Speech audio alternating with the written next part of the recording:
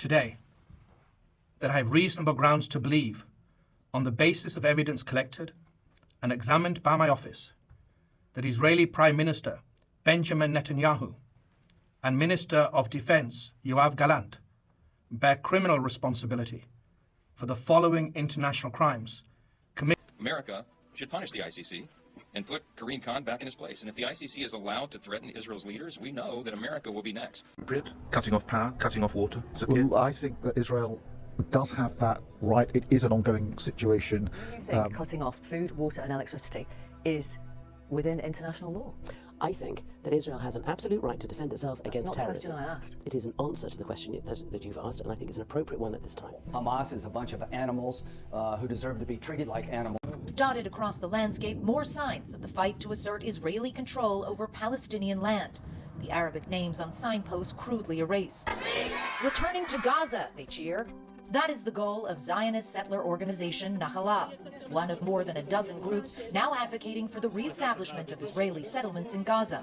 So I said, first of all, Israel has its own investigations. Second, we have accountability mechanisms here. We have processes that are ongoing to look at Israel's compliance with international humanitarian law. The Israeli army, the IDF, has very robust internal investigation scrutiny. We have soldiers, our own soldiers in jail. We have our own soldiers who've been dismissed. We have our own apparatus. We don't need anybody to tell us how to handle our own army. She also said that the soldiers in that case were sent to jail, which is not correct. The Israeli authorities decided not to bring any criminal charges against any of the soldiers in that case, even though the IDF investigation found the units guilty of moral failings and a lack of discipline. One commanding officer was reprimanded and 2 soldiers were suspended for 2 years, but no one was sent to jail. And I was accused by Bassem Youssef of saying on air that 40 babies had been beheaded. I never. When you say decapitated 40 babies, you are planting a certain image. Well, who has said that? Trigger in people's mind. Who has said that? Who has said 40? Who has said that? Who has said 40 decapitated? Who has said that? You have repeated. No, I haven't. What? I've never said that. You haven't said on your show 40 decapitated babies? Never. It emerged last night. They've even beheaded babies in one village. Ben Shapiro didn't say it? And babies beheaded and all the rest of this sort of stuff. And no. Ron DeSantis didn't say it? Nobody has said it.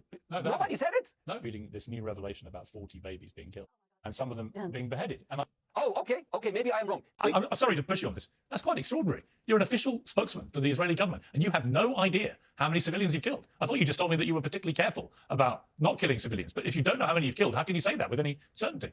More than 50 humanitarian organizations called on Israel to allow greater humanitarian access and stop unnecessarily restricting aid. That's 50 humanitarian organizations. Mr. Netanyahu says one thing, but 50 organizations who are desperately trying to get food to hungry people say something else, and let the world decide who is telling the truth. A lot of right-wing people perceive us to be like terrorists, like Hamas, like we're against Israel, which is ridiculous, because if I say that the Palestinians have rights, it doesn't mean that I'm against Israelis. I just believe every human being has rights. What's going on in Rafah? Women and children were burned alive in tents. They were told they were in a safe zone, in a refugee encampment, yet they were burned alive. What will it take for this liberal government to send a message to Netanyahu that what has happened is inexcusable? These are war crimes.